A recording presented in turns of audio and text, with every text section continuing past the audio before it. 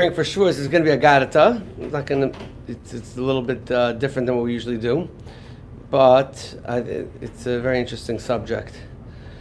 So it's a bunch of Gemaras, and we're going to put it all together, and we'll try to connect it to Shavuos and to connect it to a few other things. So let's start with. Where should we start? Let's start with, there's a Gemara that in Ksubis, at the end of Parak Hadar, Parak Hadar is in Aaron, at the end of Hamadir. So, Moshe, I said we're doing Gadata today. Okay, good. On Shavuos. This is a Gemara in Hamadir, in the end of Ksubis, that says the following. It says that Rabbi Yeshua ben Levi was about to die, and the Malach HaMavis came to take him. And Rabbi Yeshua ben Levi tells the Malach HaMavis, hold on, you can't take me. You have to ask Rishus. So the Malach HaMavis says, back and forth, the Shakvatar with the Kodesh Baruch Hu. Then Rabbi Yeshua ben Levi says, I want to see where my Makom in Gan Eden is. So he tells him, your Makom in Gan Eden is over here, and it turns out his Makom in Gan Eden is next to Rabbi Shimon Bar Yochai. And as he goes up to, he says, okay, if it's next to Rabbi Shimon Bar Yochai, it's not bad. So he goes to Rabbi Shimon Bar Yochai, and he asks Rabbi Shimon Bar Yochai. Rabbi Shimon Bar Yochai says, are you At Bar Levi? Are you the Bar Levi that I heard is coming to sit next to me? So he says, I am. So he says, well, did a rainbow ever appear in your days? Re'isa keshas bi'amecha. So he says, yes. So he says, Ihachi la Bar Levi, you must not be the guy that's supposed to sit next to me. Because in my days, there is no keshes, which, by the way, if you look, have that Chumash, Rashi ala Torah in Parshas Noach, on the pasuk when it says about the keshes, about the rainbow, it says there l'doiros olam, that this is going to be a sign for generations to follow. But the word l'doiros, which is for the generations to follow, is chaser vav. It's written without a vav. So Rashi says in Perek Tes Pasuk Yud Beis, it says l'doros olam chaser vav. So actually nechtav chaser sheyesh doros shloi hutzachu la'is. There are some generations that do not require a rainbow. L'fishat tzadikim gemurim hayu k'may doros shel Chizkiyahu v'doros shel Rabbi Shimon Bar Yochai. So Rashi says explicitly that Rabbi Shimon Bar Yochai never had a keshes b'yamav. So he says if you, Rabbi Yeshua ben Levi, needed a rainbow, you must not be the guy. The Gemara ends up saying that no, Rabbi Yeshua ben Levi really, it didn't appear in his days, but he didn't want to be a Balgaiva. So he didn't say it's because of he didn't want to be Masik Tivusa Lanafshe. Okay. Frekta Meshachachma in the end of Parshas Shlach. What is the shaykhis between Rabbi Shimon Bar Yochai and Rabbi Yeshua ben Levi? Rabbi Shimon Bar Yochai, we know what his darg is. We'll discuss it in a minute. But where does Rabbi Yeshua ben Levi come into this? We never heard of Rabbi Yeshua ben Levi as being this man da Amar, Rabbi Shimon Bar Yochai, right? We don't even know where he's buried, let alone 600,000 people going there in his yard site. So, like, who's Rabbi Yeshua ben Levi? That's Meshach Chachma's question. Where do we find Rabbi Yeshua ben Levi's darga? So I want to put together three chazals of Rabbi Yeshua ben Levi, and it's going to be mamash nifla, where we see Rabbi Yeshua ben Levi over here. But before we understand who Rabbi Yeshua ben Levi is, to know if he's like Rabbi Shimon Bar Yochai, let's go figure out who Rabbi Shimon Bar Yochai is. So Rabbi Shimon Bar Yochai is a Gemara in Brachas that there's a machlokes between Rabbi Shimon Bar Yochai and Rabbi Yishmael. How to reconcile two stira dika psukim. There's one pasuk that says "Asafta de ganecha," that you're supposed to work and earn a living. There's another pasuk that says "V'yigisa b'yom v'layla," you're supposed to learn all day. So you're supposed to learn all day, or are you supposed to work? So Rabbi Shimon Bar Yochai says that "V'asafta de ganecha" is talking about einan oisin retzoyne shel makom. It's talking about when you're not doing the Ratzon Hashem properly, and Rabbi Yishmael says, and really, if you're doing the Ratzon Shel Makom, if you're doing Hashem's will, you're supposed to learn all day. And Melachtam Nasa Saydei Acherim, and you'll get your money somehow else, a different way. Aydei Acherim. Rabbi Shmuel says, no, Hanig Bohen Minag Derech Eretz. You're supposed to work and learn. and you work and learn, it will work. And the Gemara says, Harba asu kar Shimon bar Yochai, v'lo also biyadan, Harba asu kar Bishmol, v'also biyadan. And the Gemara says that for the masses, the Bishmol method seems to work, but for most people, the Shimon bar Yochai method does not seem to work. Okay, so that's what Gemara says. Now, Derech Agav, it's a very beautiful thought on this, that it's Einan Oisin Ritzoynoi Shel Makayim, that the second parsha of Kriyas Shema is not talking about Oisin Ritzoynoi Shel Makayim. So that's where the pasuk V'asavta D'Genecha is to be found, is in the second parsha of Shema. And over there it says they're not Oisin Ritzoynoi Shel Makayim. Frek Tosfos on the Gemara. How could you say that it's talking about that they're not doing the Ratzon Hashem? Doesn't the pasuk start off V'haya im Shamoya Tishma'u Mitzvosai Asher Anochi Mitzava Eschem Hayoim? You are listening. You are listening. So says Reb Chaim Volozhin over Shem the Gra, you're listening, but listen to the difference between the first parsha of Shema and the second parsha of Shema. The first parsha of Shema says, "V'ahavta Hashem Elokecha b'chol levavecha," with all your heart, "v'chol nafshecha, u'v'chol moedecha." The second parsha of b'chol moedecha means all your resources. The second parsha of Shema says, "V'hayim Shema tishmol mitzvasei Asher Anochi mitzvah eschem hayom la'ahava es Hashem Elokeichem." You love Hashem, u'avdai. B'chol levavchem, with all your heart, b'chol nafshchem. It doesn't say b'chol ma'oidchem. So it doesn't say all your resources. That means the second parsha of Shema is talking about the people that are not willing to give up their money for Hashem. So if you're not willing to give up your money for Hashem, you're not oisin ritzoynoi shel makom completely. You still need your own resources. You still need your access to your money. You still need a way to live. So maybe you're not holding an Reb Shimon bar Yochai level, and therefore that's the second parsha of Kriyas Shema. Okay. Furthermore, the second parsha of Kriyas Shema is said b'lashon rabim. Right? B'chol levavchem or b'chol nafshechem. The first parsha of Kriyas Shema is talking about b'lashon yachid. If I have to Shem L'kach b'chol levavchem b'chol nafshechem b'chol moedecha, therefore the Bir Halacha, Reb Chaim Volozhin, the Brisker Rav in the Parshas Chayei and the Gra all say that even though the Gemara seems to say that for the masses we're supposed to follow the method of Rabbi Yishmael, but for a yachid is allowed to lift himself up and follow the method of Reb Shimon bar Yochai, the individual. And the first parsha of Kriyas Shema is talking about the individual, the Ahavta Hashem L'kacha. But the rabbim, the masses, need to follow the method of Rabbi Shmuel. Okay, so this is who Rabbi Shimon bar Yochai was, and he followed through Chazal. Shimon bar Yochai was the one that was able to live way above the level of Olam Hazeh. He was not connected to Olam Hazeh. He himself was Oiseh Ritzoynoi Shel Makom. He was Oiseh completely in Torah, and the food came by himself. When did this come to the absolute high of Rabbi Shimon bar Yochai's life? In the cave. That he was in the cave, he had no access to food, and Hashem made him 12 charav trees. And he ate. And by the way, you see that you cannot expect to be your Shimon bar Yochai and get delivery of steak and sushi to your doorstep. You may get you'll get carob trees and you won't die. But it doesn't mean you're going to get all Hanois Olam Hazeh either. But you don't care because you're Shimon bar Yochai, so that's fine. So now, that is the darga of Shimon bar Yochai. Okay? Interestingly, the Chassam Sofer says that what the Simcha of Lag BaOmer is not about Shimon bar Yochai's Ptira. It's because it was the day that the mun started falling in the Midbar. In the Midbar, if you make a cheshbon, when did they had matzah for 30 days? From when they left for 30 days. The day after that they didn't have matzah anymore is when the mun fell. That was Lag BaOmer. So, but it works out very nicely that that's the day of Shimon bar Yochai, because Shimon bar Yochai was the darga of the mun. He was that darga, that level of the mun, that everything came from Shemayim. So this is Shimon bar Yochai, and this is Rabbi Shmuel. Okay?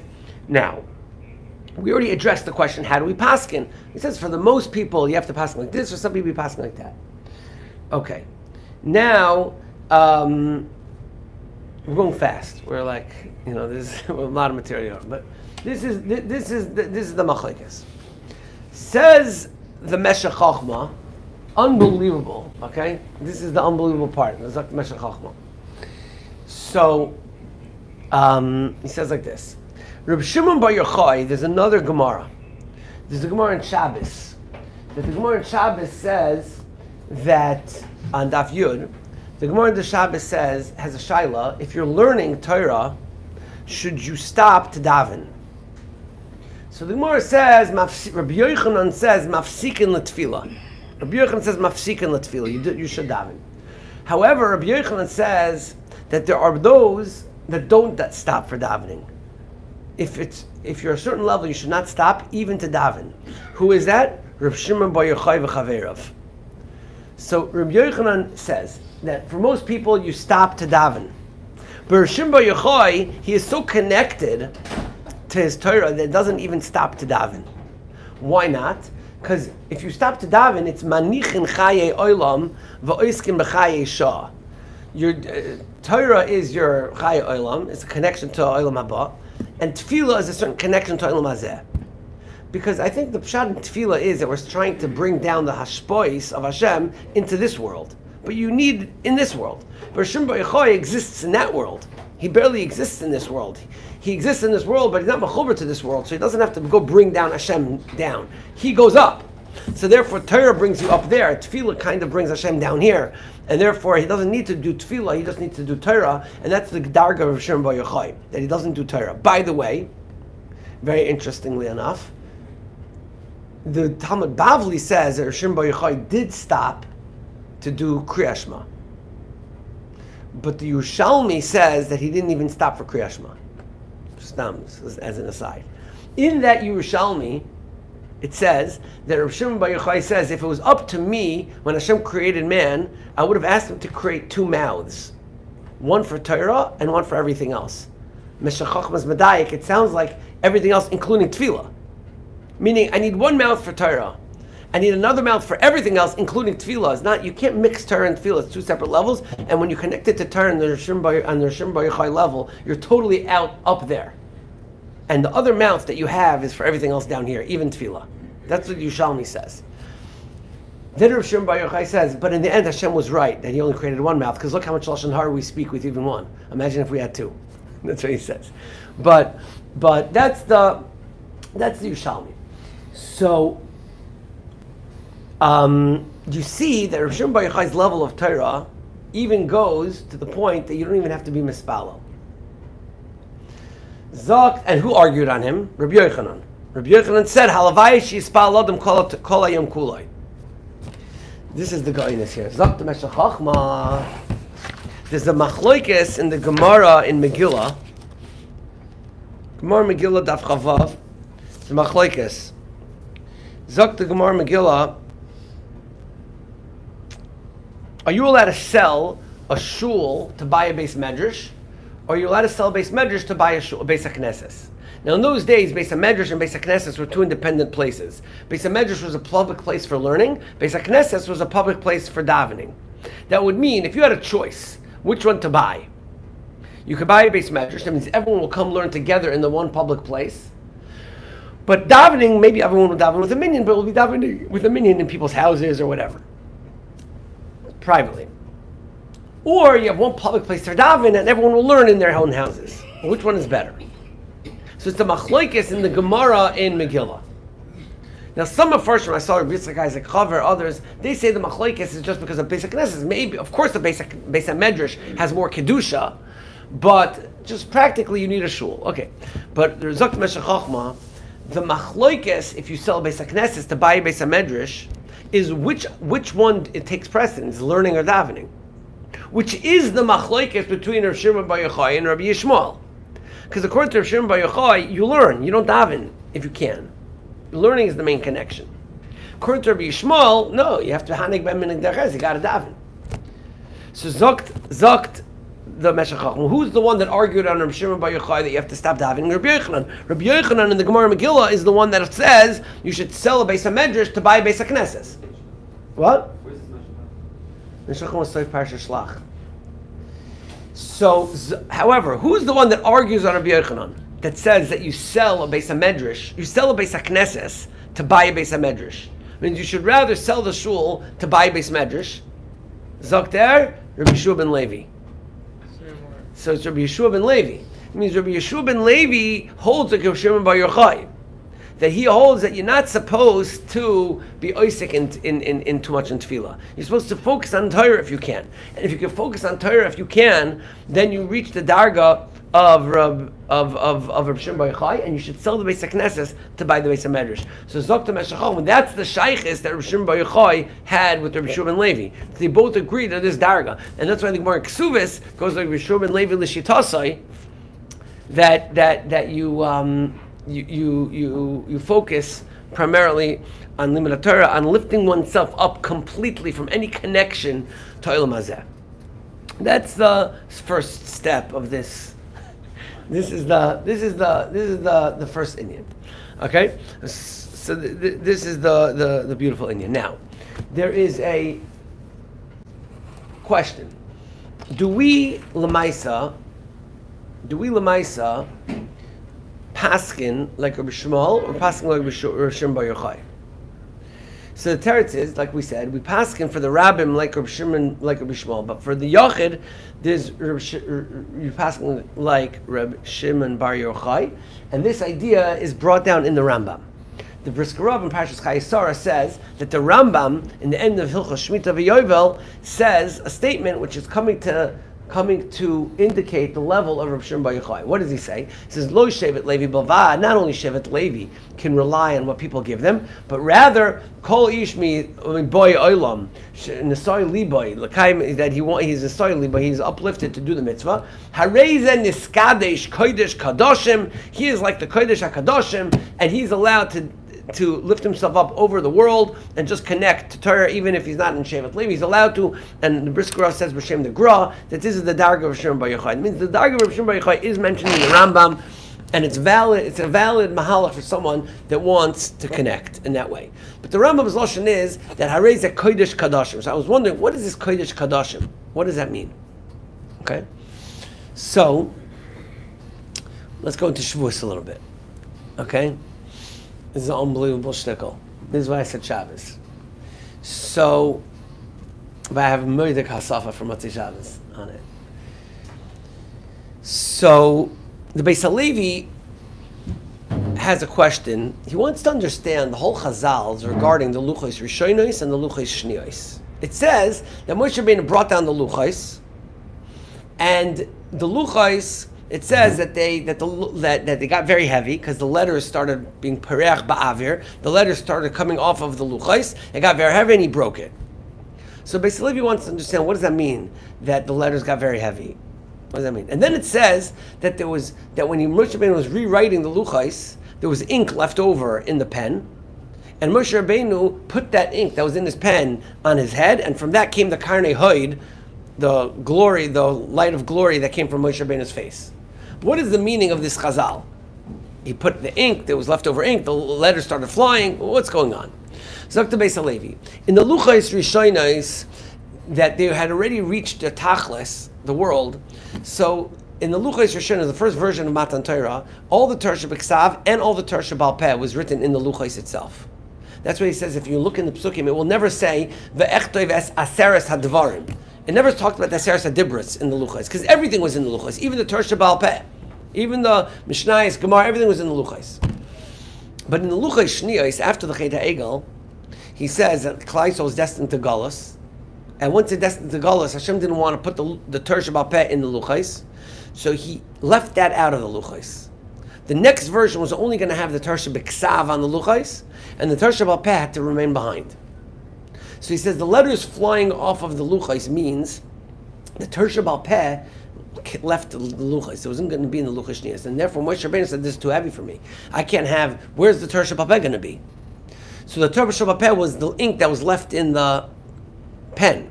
So Hashem says, "Put it on yourself, and you'll shine." Meaning that you, the Talmid Chacham, has to know the Torah Baal Peh, and you, by knowing the Torah Baal Peh, you become the Sefer Torah. The way he says it is, your body becomes the cloth on which the Torah Baal Peh is written. What? Your brain. Your brain. Your the seichel, the adam, the person becomes the cloth upon which the Torah Baal Peh is written. Okay, and that's why he shines, and that's the meaning of that chazal. So the beautiful Beis HaLevi that he says that there's a concept of the Torah Baal Peh going onto the person. Now let's take one more step further. That means essentially the luchos where the Torah Baal Peh is written is the person. Let's take it one step further. Chazal say that luchos were ma'aseh Elokim hema charus al haluchos. It was a certain type of engraving. What was the engraving that was done on the luchos? The engraving that was done on the luchos was through and through. So there's two miracles in that. Number one is that no matter where you held it, you could see you could see the lettering. Number two is you could see the lettering properly; it wasn't backwards. Number three, there were certain letters in the luchos that were totally disconnected, and they should have fallen out, and they were held up with a nace. Mem v'samech shebaluchos b'neis hayu oimdim, because the mem and the samech don't have a connection point. So the question is, why did Hashem make that nace? What is the significance of the nace? Hashem doesn't make a nace for no reason. So what was the significance of that nace? Okay? Second question. There's a Mishnah in Pre-Shavuos. The Mishnah in Pre-Shavuos says, "V'oimer charos al haluchos, al tiki charos elo cheres, ein lecha ben tchoyin elo misha oisek b'Torah." That it says in Chazal that this, what it says, charus al haluchos, it's engraved in the luchos. It doesn't mean engraved, it means cherus, it's freedom, that you can only become free through learning Torah. What is becoming free? You become free from the Yetzer Hara, you become free from the shackles of the body, of the guf, through Torah. So the Chida asks, why is the connection between the drush and the pshat? The drush has to be chal on the pshat. So all of a sudden, in the middle of when we're talking about engraving the luchos, that's when you start telling me you can become free through Torah. What's the connection between the drush and the pshat? Zok the Chida nifla dik pshat. It's betzirif also in the Or Gedalyahu on Shavuos. He says the following: in every book, there's two parts. There's the letters and the paper, right? The paper holds the letters. What's the ikar? The letters or the paper? The letters. But the paper has a big problem, because if you hold up the paper, here you could see it, but the other person can't. Why? Because the paper blocks the letters. Even though the paper is really agav, but the paper blocks the letters. So he says that the luchos were such that the lettering was so emizdik and so clear that the luchos, although they were holding it, but they didn't block the letters at all. No matter where we were holding it, you could see the lettering through the luchos.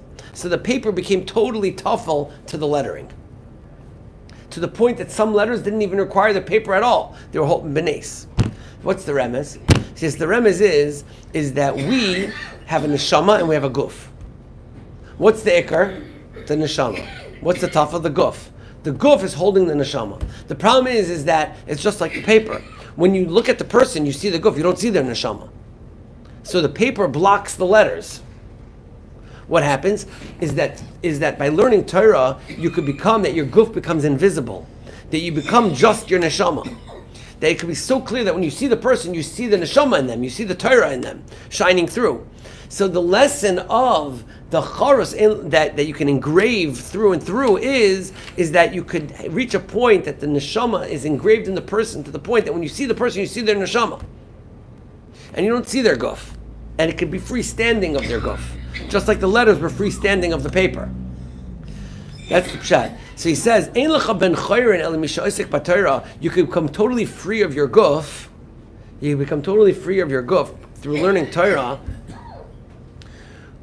That is merumas. That is hinted to us in the idea that the luchos were engraved. It's exactly that same point. That's exactly where the remez is. The remez is in those words. Just like the luchos, the words of the Torah, were engraved through and through, so too a person can become the luchos for the Torah, and through Torah can become free from the guf. And that's the Ein Lecha Ben Chayil Misha Oisek B'Torah. Rabbi Yitzchak Isaac Chaver adds on in the Or Torah, which is a pirush on the Mailas HaTorah, in Ois Chavav, he adds on that he says, Mem v'samech shebaluchos, reach a darga that he has no chibur to the guf at all, Rabbi Shimon Bar Yochai's level. Mem v'samech shebaluchos, zakt are b'nei soimdim, zakt Rabbi Yitzchak Isaac Chaver. Why? Because zacha, if you learn Torah, nasaloi sam chayim. Sam is mem v'samech.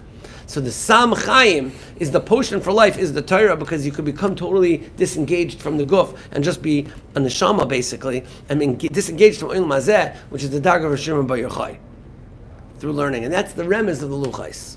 Okay, now if we take that a step further, that means the Talmid Chacham that reaches that Darga is like the luchos himself. I think there's a Gavaldika remes to this in the Gemara in Ksubis, when it talks about the Misa of Rebbe, talks about the death of Rebbe Yehuda Anasi. So it says there that the Malachim were fighting back and forth. They were trying to keep Rebbe alive. So it says over there that of Amar, Ereilim u'mitzukim achzu ba'aron HaKodesh, Daf Kuf Daled Amud Aleph.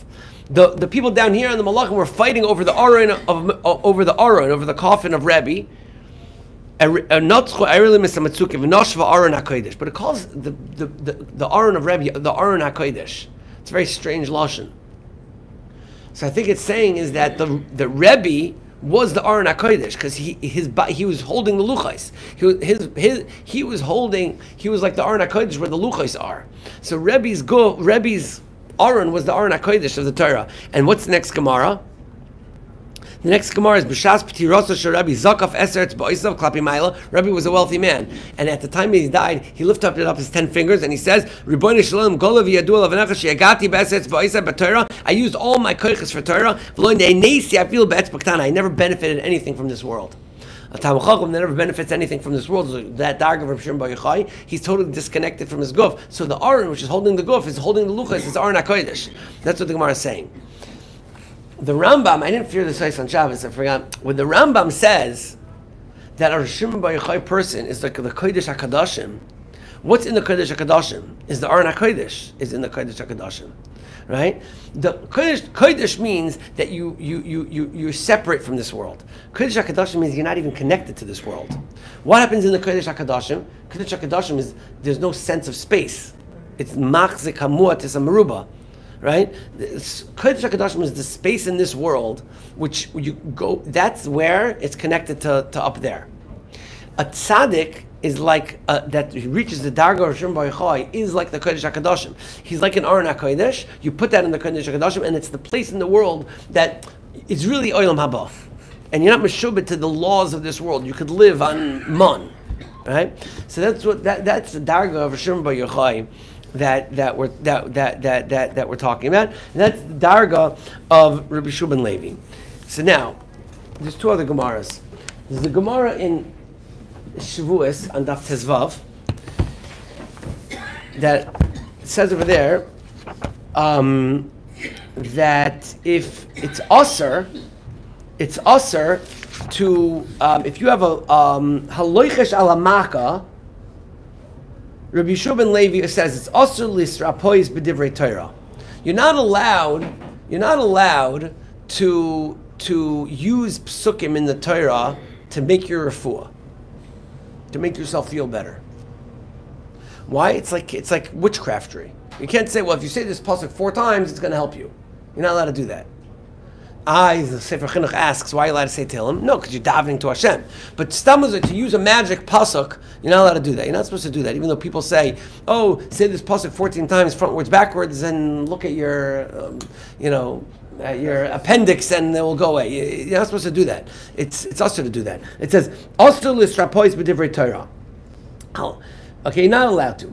So, Frekta Sefer Rabbi Kiva Eger tells to a Sefer Taras Chaim. The Taras Chaim asks a question that in the Gemara in Eruvin it says, "Hachosh b'roisha yasik b'Torah, chosh b'chol gufa yasik b'Torah." If a person's sick, he should learn, and it gets better. So he says a person could learn and lift themselves up over their problems of their guf, and they could learn. Then eventually Hashem takes care of the problems of their. But He's not faking it. He's not just saying a random pasuk for magic. He's actually making that the problem with his body doesn't bother him, and he could go and learn. Then Hashem will make it. Oh, it doesn't bother you. Then I'll fix the problem. That's what it's saying. Hachosh b'roisha yasik b'Torah. But stamazoi also lisrapois b'divrei Torah. You're not allowed to fake it. So who's the Baal Memra there? So the Marsha asks the question: how could it be that you could learn on such a level if you're chosh b'chol gufay? What is this Metzias? What are we talking about? But who's the Baal Memra over there? It's Rabbi Shub Levi. Shub Levi is the darga of Shimon Bar Yochai. For him, the body is totally not. It's just it's totally agav. So if he could lift himself up over, he's connecting to his neshama. The guf doesn't get in the way. So Hashem heals the guf just so it can service the neshama. But it doesn't get in the way b'chlal. to the point that the Maharal says, what does it mean in that Gemara there, Yeshua ben Levi? The Malach had to ask Yeshua ben Levi for permission to kill him. Since when does the Malach HaMavis have to ask permission to kill someone? So he says, Nifla de Kazach, the Marsha. Marsha says that the Maharal says normally, what is the Malach HaMavis' job? A person's guf is down here, and it's time to take the neshama to Shemayim. So the Malach HaMavis is in charge of the neshama, and he goes and takes the neshama upstairs. That's fine. But he said, Rishon ben Levi lives on a darga of Shimon Bar Yochai. Really, if it's time for him to go to Olam Haba, he should bring his body with him, because his body just had no gashmis to it. It was just servicing the neshama the whole time. So what does the Malach HaMavis have to do? His job is to come and keep the guf down here, not to take the neshama up there. So he's got to take the guf and put it down here. Hold on, you want to take my guf and put it here? That's not your job. So he says you have to ask Rishus to do that. That's what Maharal says. It's the opposite mitzvah from everybody else. So this is the darga of Yeshua ben Levi. Now, so I had I think an amazing diuk, even though it's not true in the Pesukim in Parshas Va'ekev, but it is true in the Pesukim in Parshas in the Torah. Moshe Rabbeinu went up for 40 days. Those 40 days, we said, everything was written on the Torah. The next 40 days, there was Torah Shabbat Peh, and you had to become the Torah. And the way to become the Torah is you have to become the Luchais, that you could be see-through, that basically you don't service the Guf. When Moshe Rabbeinu goes up for the second 40 days, the Pasuk in Kisisa, Perek Lamed Daled, Pasuk Chaf Ches, it says, "Vayisham Hashem arboim yom arboim lechem le'ochal umayim le'shasa." It doesn't say that about the first 40 days, even though he didn't eat and drink. It's true, but why doesn't the Torah make an emphasis of that? It doesn't speak it out. The answer is because the second 40 days, Moshe Rabbeinu was becoming the luchais for the Torah. To do that, you have to, and you want to be charus ala luchais. You want to see that the neshama goes through. It has to be that lechem le'ochal umayim le'shasa, that you didn't engage in elam hazeh. If you didn't engage in Elam Hazeh, it's a nace, you lived, whatever. But that's the emphasis of the Lucha Shniyas, that Moshe Rabbeinu reached that daga. I think in Parshas Ekev it says it by both. But here it doesn't. Here it only says it by the first time. Okay. Now, this is, by the way, some of this is Merubas and Meshach Chochma on those psukim in Kisisa also. Now I want to say, unbelievable Hisafa. So we were saying a lot of this has to do with the Mishnah in Pirkei Avos, that the Mishnah in Pirkei Avos says that Chorus ala luchais, right? Altik Chorus ala cheres, ein lecha ben choyer and ein lecha misha esek b'Torah. We're saying it's freedom from the guf through esek haTorah, and that's merumas. That's hinted in the engraving of the luchais onto the stone. Really, that Mishnah has the first part of the Mishnah. What does the first part of the Mishnah say? First part of the Mishnah says, B'chol yoim vayoim, every single day. Bas kol yoitzeis mehar chayrev. A heavenly voice comes out of chayrev, of Har Sinai, and it says, Oilem lebriyos me'al boino shel Torah. Woe is to the world for the disgrace of the Torah. Why? Shekol mi she'enos tuk pater nikra nozuf, and it says, Nezem zov ba'af chazir, isha yafa v'saras tam. And then it goes, what's this albinish? What's it saying? And what's this thing about nezim zav ba'af chazir, which means it's like putting a golden ring on the nose of a pig. What's going on? So Reb Chaim Volozhin, I heard from Rabbi Tisyahu Salomon, a beer, that what it's talking about over here is that when a person distracts their focus from Torah onto their body, so it's an alboina shel Torah. It's a disgrace to the Torah. It's a disgrace to the Torah. It's a disgrace to your neshama. Hashem made you two parts. He made the neshama and the guf. And what do you focus on? You go and focus on the guf. So what's the mashal of that? The mashal of that is when a pig puts a golden ring on his nose. What's the nose of the pig? That's the part of the pig that he goes and he sticks into the mud. Right? And he makes it all dirty. So what's going on? So first of all, it's a disgrace to the ring, but more so, it just looks foolish, right? It's like you're putting a golden ring on the part of your body, the gufa gets dirty. It just doesn't make sense. if anything, you look foolish, right? If a garbage man is going to collect garbage in his chashuv tuxedo, so first of all, it's a design to the tuxedo, but also makes him look dumb. What do you think that you think what you're doing? You think like you're so off that you think what you're doing deserves a tuxedo. It just doesn't make sense. So when we're mechabed the guf, right? So first of all, we have a neshama, it's a design to the neshama. But more so, what you're putting on a whole suit and tie and look all good on your guf, you look foolish. What are you making a big fuss about the guf? The main thing is the neshama. So it's a disgrace to the Torah when a person does that. And then it goes on and says, and that's the connection between the first part of the pasuk of the Mishnah and the second part. Rather, the neshama is there to shine through the guf. And that's the whole Mishnah, yeah? Geshmak Pshat of the Mishnah? Who's the author of the Mishnah? Amar Rabbi Yeshua ben Levi. B'chol yoyim v'yoyim. Yotzis ma'achar. This is the darg of Rabbi Yeshua ben Levi. Rabbi Yeshua ben Levi is the one that was his place in Gan Eden was next to Rabbi Shimon bar Yochai. And he says, sell the Beis HaKnesses to buy the Beis HaMedrash. And he's the one that says that when you could lift yourself up of the guf, this is the darga of Shabbos. And this is the darga of Rabbi Yeshua ben Levi.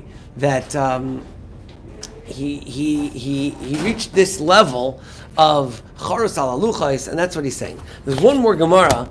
Last night, someone came over to my house randomly. He bought me a gift. He bought me an old sefer, whatever. He came over, and he randomly told me over Avar, and I think it fits in with this. There's a Gemara in Shabbos, Peiches Amud Beis. The Gemara says that at the time of Matan Torah, it says that Kol dibur v'dibur sheyatza mipi HaKadosh Baruch Hu yatzasan nishmasan shel Yisrael. Their guf could not handle the Torah, and it was parcha nishmasan. They died.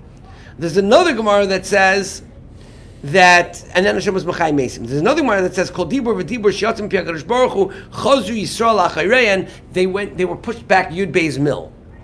The Shiur of Yud Beis Mil is a Shiur which is completely out of your tchum. It's like they were thrown to a whole new realm, but they didn't die. So the Marsha asks, it's a stira. The first Gemara says that they died. The second Gemara says they were pushed back Yud Beis Mil, but they handled it. So he says there were different levels of people. There were different levels of people. But the point is that the Gemara says that if you were not on the level, then your guf could not handle the experience of accepting the Torah. And the neshama just grew out of the guf, and they just died. Right? But there were people that were able to handle it. Right? Those people had to go out of their tchum of Yud Beis Mil and then come back. But they were able to handle it. So you see that really the way the Torah was given was such that really our guf, our guf shouldn't really be able to handle it. Because really the way the neshama is, you're supposed to focus solely on the neshama. And if the guf is too strong, it won't be able to handle it. Who's the author of this memra? Rabbi Yeshua ben Levi. So Yeshua ben Levi is the one that says this. Yeshua ben Levi says that if you're not, the way the Torah is given, really, you have to minimize the guf.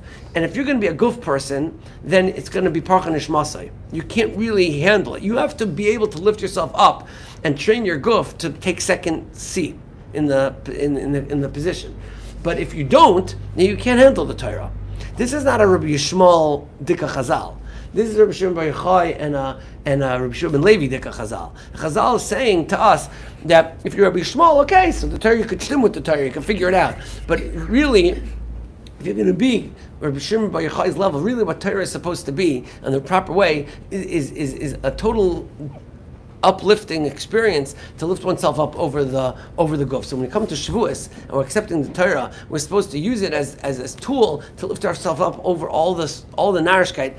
Obviously, each kifi dargasa. Everyone, we're not talking about Shimon bar Yochai over here, but everyone according to their level, at least when they're experiencing. So I was thinking maybe that's pshat why we don't sleep. Then we don't sleep.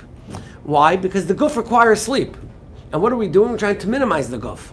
We're trying to minimize the guf by saying, I'm not going to help my guf. I'm just going to. It's like we don't eat on Yom Kippur. Right. I'm just going to engage in the Torah. I'm not going to pay attention to the guf. Now, if the whole entire night, instead of learning, you're filling up with cheesecake, coffee, and all that, so you're right to engaging in the guf. But the point is, if you can lift yourself up over and experience. And experience some learning that night of like pure learning, then we can experience, at least when we are learning, and we can experience a certain darga of shleimus, of this darga of Hashem B'Yachai, this experience, and that's the real time of Torah, and that's the experience of Hashem B'Yachai and the level of Rabbi Shubin Levi. The Gemara that says that according to Hashem B'Yachai, they never saw keshes, they never saw rainbow. Because rainbow means that really the world should be destroyed. Hashem's keeping you going. But that's because the world of Gashmi is a different place. But if you live in the world and you utilize it totally for ruchnius, there's no makom for keshes to come, because the world is here totally just to service you. So that was Rav Shimon Bar Yochai's point. Rav Shimon Bar Yochai said, if you're on my level, there's no room for a rainbow. There's no room for Hashem to say, I should take it away. Take it away means you're not using the world properly. But if you're on my level, the world is 100% just to service your ruchnius. And Rabbi Shua ben Levi Taka also had that he was on that level. So this is the Chazal, Rabbi Shua ben Levi, and Rabbi Shimon Bar Yochai, and this is the level that every person can strive. Obviously, kifi dargasai, but I mean, at least we should be really small people. But if not, we can touch a little bit. What? We should know that Rabbi Shimon exists. What? Even for Rabbi Shmuel people, we should know that it exists. Right, exactly. So, and in Mr. Shem, we should be zoicha to have a proper Kabbalah Satar. Okay. Good review?